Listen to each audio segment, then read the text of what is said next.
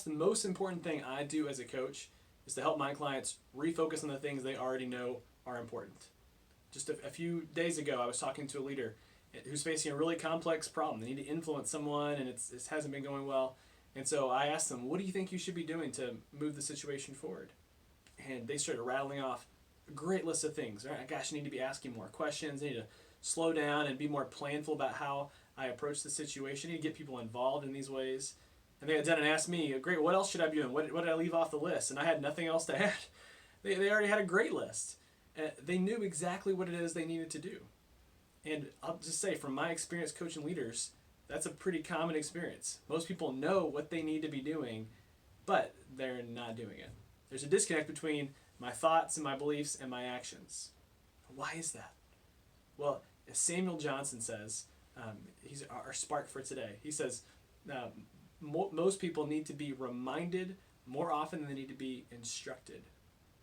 This idea that, gosh, we know what we need to be doing. It's not that we lack insight. We need to be taught. We just need to be reminded of what our priorities are, what the mission is, what's the plan of attack we should be following. And the reason we need to be reminded is because we are really easily fascinated by novel things, new experiences. A big problem comes onto our desk and we run off to solve that, and we drift away from the things that we ourselves have said, this is our path to success. We deviate from that. So my job as a coach is just to kind of pull you back on the thing that you said is most important, right? Using the strategies that you said were going to get you where you wanted to go. So I'm going to save you a whole lot of money from a coaching session with me, and just ask you the question right now.